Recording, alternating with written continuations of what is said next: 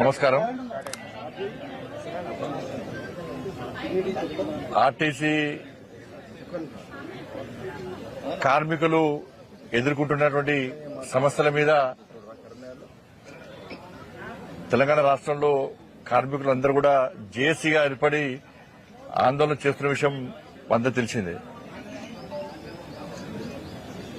రాష్ట్ర ప్రభుత్వం యొక్క మొండి వైఖరి వల్ల, రాష్ట్ర ప్రభుత్వం అనుసరిస్తున్నటువంటి నిర్లక్ష్య వైఖరి వల్ల విసిగిపోయి ఈ ప్రభుత్వం మీద స్పందించేది, ఈ ప్రభుత్వం ఆ సమస్యలు పరిష్కరించారు, ఇది అబద్దాల ప్రభుత్వము, మోసపూరితమైన ప్రభుత్వం అని చెప్పి కుమిలి బాధపడి ఆవేదనతో నర్సంపేటకు సంబంధించినటువంటి శంకర్ గౌడ్ అనేటువంటి ఆర్టీసీ కార్మికుడు డ్రైవర్ మొన్న ఆత్మహత్య ప్రయత్నం చేసుకోవడం, నేను అర్ధరాత్రి చనిపోవడం నన్ను తీవ్ర ఆందోళనకు దిగ్భ్రాంతికి గురి చేసింది. ఇది చాలా దారుణమైనటువంటి సంఘటన, ఘోరమైన సంఘటన. తెలంగాణ సమాజం అంతా కూడా ఇవాళ బాధపడుతున్నారు. ఇవాళ ఇన్ని వేల మంది కార్మికుల కోసము ఇవాళ శంకర్ గౌడ్ వాళ్ళ బలిదానం అయిపోయాడు. దానికి ఇది ఆత్మహత్య కాదు, రాష్ట్ర ప్రభుత్వము నిర్లక్ష్యంగా వ్యవహరించడం వలన ఆయన ఆత్మహత్య చేసుకుంటే ఇది రాష్ట్ర ప్రభుత్వం చేసిన హత్యగా ఇలా భారతీయ జనతా పార్టీ భావిస్తున్నది. ఇలా సమస్యల కోసం ఆందోళన చేసేటప్పుడు వాళ్ళని పిలిచి చర్చలకు పిలిచి వాళ్ళని ఒప్పించి మెప్పించి సంధానించిన ప్రభుత్వము దాన్ని భిన్నంగా గత ప్రభుత్వం ఏ విధంగా చేసిందో వార్నింగ్లు ఇచ్చి బెదిరించే ప్రయత్నం చేయడం ఇంతకంటే మూర్ఖత్వం ఇంకోటి కాదు. ఇలా 39,000 మంది కార్మికులు ఇలా సమ్మెలో పాల్గొంటున్నారు. దాదాపు 10,000 బస్సులు ఆగిపోయినాయి. ప్రతిరోజు 60 లక్షల మంది పేద ప్రయాణికులు ఇబ్బంది పడుతున్నారు ఈ సమ్మె వల్ల. ఈ రాష్ట్ర ప్రభుత్వానికి వేరే విషయంలో శ్రద్ధ ఉంటుంది, కానీ ఇంత పెద్ద సమ్మె జరుగుతున్నది అన్నటువంటి సోయి రాష్ట్ర ప్రభుత్వానికి లేదు. పరిస్థితి ఏంటంటే ఆర్టీసీ కార్మికులు ఉద్యోగంలో ఉన్నంతసేపు మాత్రం ఉద్యోగస్తులు. వాళ్ళ పదవీ విరమణ పొందినాక వాళ్ళ శాలరీ ఎంత అంటే ఆసరా పెన్షన్ కంటే తక్కువ వస్తుంది. ఆసరా పెన్షన్ కంటే వాళ్ళ పెన్షన్ తక్కువ వస్తుంది.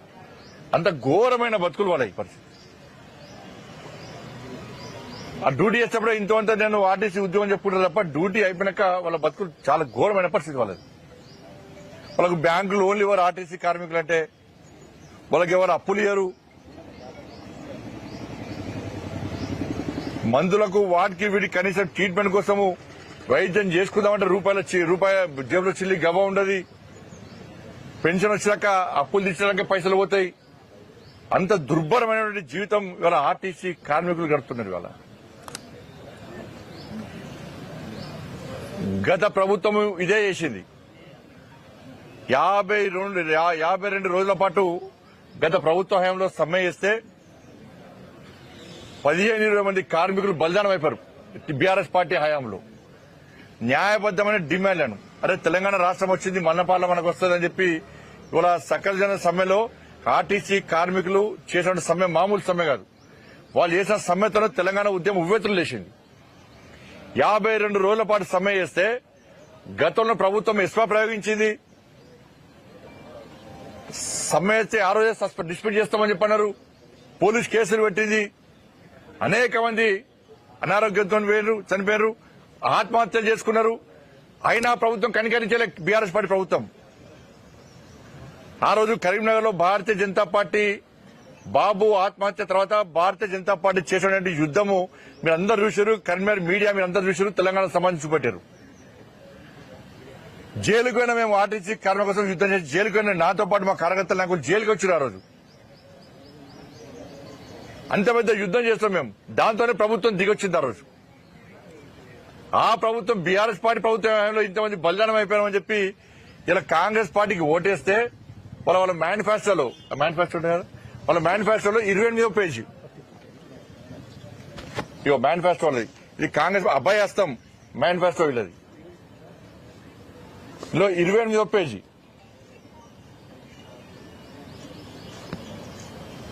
జిల్లా ఆర్టీసీ కార్మికులను ప్రభుత్వంలో విలీన ప్రక్రియ పూర్తి చేసి 2 పీఆర్సీ బకాయిలు వెంటనే చెల్లిస్తాం.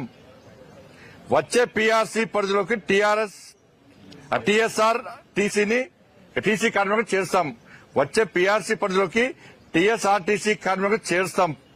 రాష్ట్ర ప్రభుత్వ ఉద్యోగులతో సమానంగా అన్ని వసతులు సదుపాయాలను కల్పిస్తాం. ఆర్టీసీ బస్సులను అధునీకరించి విస్తరిస్తాం. అధునాతనమైన సౌకర్యాలతో కొత్త సర్వీసులను ప్రారంభిస్తాం. ఆర్టీసీ యూనియన్ పునరుద్ధరణకు అనుమతిస్తాం. ఇది కాంగ్రెస్ పార్టీ అభయాస్తం పేరుతోని చూపెట్టింది. వాళ్ళకి భగవద్గీత అన్నారు, ఇది బైబిల్ అన్నారు, ఇది ఖురాన్ అన్నారు. మరి ఏడవాని కుమార్ ఇవన్నీ ఇప్పుడు ఎన్ని రోజుల ప్రభుత్వం వచ్చినాక 100 రోజుల లోపట ఈ డిమాండ్లను నెరవేరుస్తామని చెప్పి అన్నారు. ఇలా 900 రోజుల మీ ప్రభుత్వం వచ్చి ఏమైంది? నువ్వు మేనిఫెస్టోలో ఏది పెట్టినావు గదే అడుగుతున్నారు వాళ్ళు. నువ్వు ఏం చేసినావు గదే అడుగుతున్నారు వాళ్ళు. నువ్వు చెప్తాన్న మాటనే అడుగుతున్నారు వాళ్ళు. నిన్ను నమ్మి ఓటేస్తే 100 రోజులు అమలు చేస్తాను, 900 రోజులే ఒక్క డిమాండ్ పరిష్కరిస్తలేవు. న్యాయబద్దమైన గుంతమ్మ కోరికలు కొడతలేరు. న్యాయబద్ద డిమాండ్ అడితే కూడా నువ్వు మాట్లాడకుంటే ఇవాళ ఒక కార్మికుడు ఆత్మహత్య చనిపోయి ఇంకో కార్మికుడు నల్గొండ ఆత్మహత్య ప్రయత్నం చేసుకున్నాడు. నేను కార్మికులకు అప్పీల్ చేస్తున్నా, మీ కుటుంబాలు అనాథలు చేయకండి, ఉండి కొట్లాడాలి. కొట్లాడే దమ్ము మీకు ఉండి వాళ్ళ తెలంగాణ ఉద్యమాన్ని చేసిన మీరు సకల జన సంబంధించిన ఉవ్వెత్తులు లేచిన మీరు పానలు టైర్లు పట్టుకొని రాడ్లు పట్టుకొని రోడ్ల మీద దమ్మెంతో చూపెట్టారు, మొత్తం స్తంభింపజేసారు. దమ్మున్న కార్మికులు మీరు ఇవాళ మీరు బలిదానం చేసుకుంటే మీ కుటుంబాలు అనాథలవుతాయి. మిగతా కార్మికులు బాధపడతారు, మళ్ళీ సమ్మె చేయడానికి వెనక ముందేస్తారు, వాళ్ళ కుటుంబాలు ఆపే ప్రయత్నం చేస్తారు. కాబట్టి ఉండి కొట్టాడదాం, మనం ఉండి కొట్టాడి సాధించే ప్రయత్నం చేద్దాం. ప్రభుత్వం మెడలు వంచుదాం, ఎట్టే చూద్దాం. మనం ఇంకా ధైర్యంగా యుద్దం చేయాలి తప్ప మనం చనిపోయే ప్రయత్నం ఆత్మహత్య చేసుకునే ప్రయత్నం చేస్తే ఇలా సమ్మెకు మద్దతు తెలపడానికి అందరూ వెనక ముందేస్తారు. మీ కుటుంబాలు అనాథలు కాదు, అందరూ మంచిగా ఉండాలి. మీకండగా భారతీయ జనతా పార్టీ ఉద్యోగులు దిగితే ఏ విధంగా ఉంటుందో మీ అందరూ తెలుసు. కానీ ఏం చేద్దాం, మీకు అంతా ఉద్యమం చేసి మేము జైలుకు పోతే మీరు ఓటు పోయి కాంగ్రెస్ పార్టీ నమ్మి అభయాస్తంగా ఓటేస్తారు. మీ నెత్తి మీద చేయి అంతా హస్తం తీసుకొచ్చి పెట్టారు. అది బస్ మాస్టర్ వస్తా లెక్క అయిపోయింది మీ పరిస్థితి. అప్పుడు మాకు ఓటు లేకపోతే వాళ్ళకి వేస్తే బస్ మాస్టర్ వస్తాము, మీ నెత్తిలో మీకే పెట్టండి అయిపోయి రేవంత్ రెడ్డి తీసుకొచ్చి. ఓటు వేసే ముందు ఆలోచించాలండి, వాడిని నమ్మద్దనా.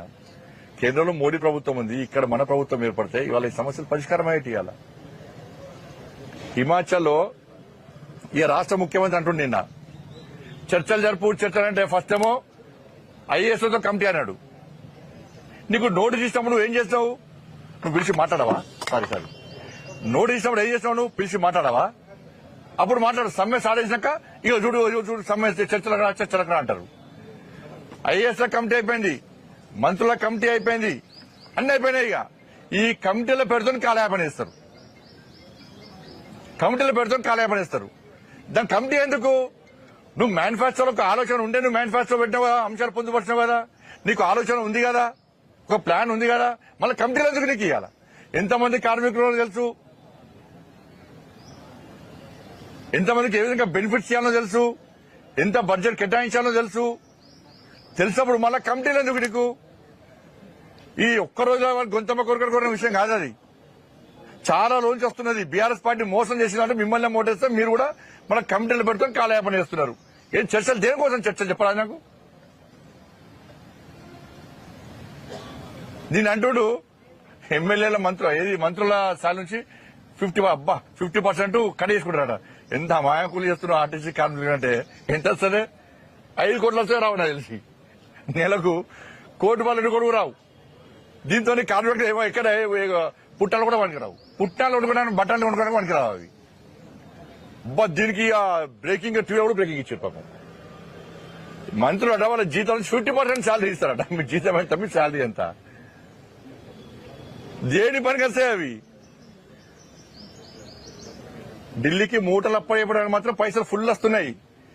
ఇలా బెంగాల్ ఎలక్షన్ ఖర్చు తెలంగాణ నుంచి పోతున్నాయి. కర్ణాటక దుకాణం బంద్ అయిపోయింది, ఇస్తలేనే. ఇది ముఖ్యమంత్రి చేస్తానని చేయలే. ఢిల్లీకి బెంగాల్ కు పైసలు ఇక్కడ నుంచే. తమిళనాడుకు పైసలు ఇక్కడ నుంచే, కేరళకు పైసలు ఇక్కడ నుంచే, అస్సాంకు పైసలు ఇక్కడ నుంచే. ఇక్కడి నుంచి మూటలు పోతున్నప్పుడు జాతీయ కాంగ్రెస్ పార్టీ నడిచే పరిస్థితి లేదు. దానికి పైసలు వస్తాయి. ఈ పెన్షన్ వాళ్ళకి పైసలు ఏమాత్రం పైసలు రావు. ఆ హిమాచల్ కదే, హిమాచల్ జనాభా ఎంత, హైదరాబాద్ లో సగం జనాభా లేదు. 1,00,000 కోట్ల పేసినాడ హిమాచల్. కర్ణాటక పరిస్థితి అదే, ఈ తెలంగాణ పరిస్థితికి ఇది.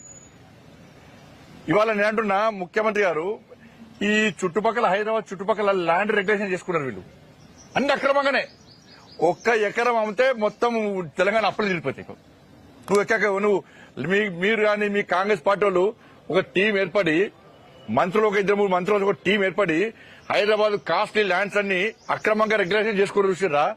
దానికెళ్ళి 1/2 ఎకరం అమ్మినా పైసలు సరిపోతాయి ఆర్టీసీ కార్మికులకు. 1/2 ఎకరం ఢిల్లీకి పైసలు పంపడానికేమో అమ్ముతావు, పైసలు అమ్ముతారు మీ మంత్రి పదవులు, ముఖ్యమంత్రి పదవి కాపాడుకోవడం కోసం.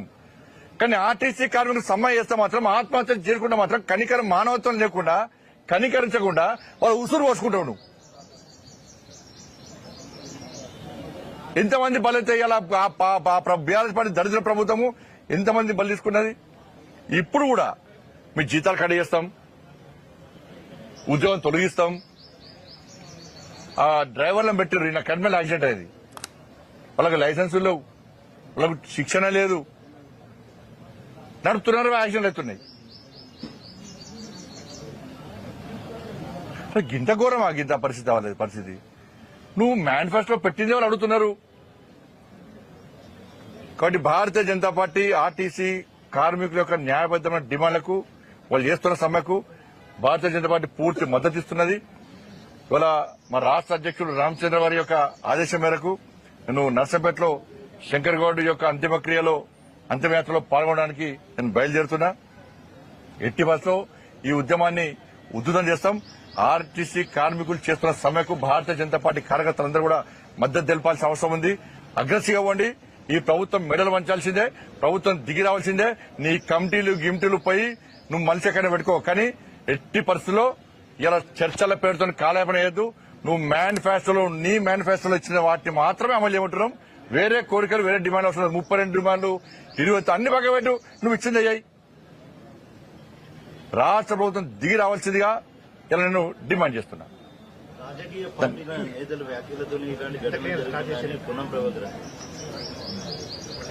సమ్మె రాజకీయ నాయకులు చెప్తే సమ్మె స్టార్ట్ అయిందా? నీ మేనిఫెస్టోలో మేము పెట్టినామా? డిమాండ్లు మేము పరిష్కరిస్తాం మేము పెట్టినామా?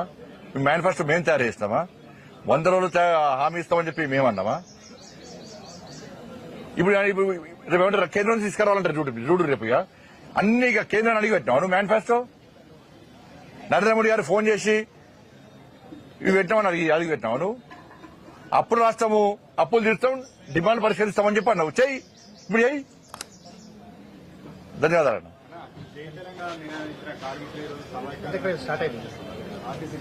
ఇక దానికి ముడిపెట్టద్దు. మనం ఇప్పుడు సమస్యల పరిష్కారం కోసం మాత్రమే పనిచేస్తాం. మీరు కూడా అందరూ మద్దతు తెలపాల్సిందిగా కార్మికుల కుటుంబాలకు మద్దతు తెలపాల్సింది అందరికీ 2 చేతులు జోడించి మొక్కుతున్నాం.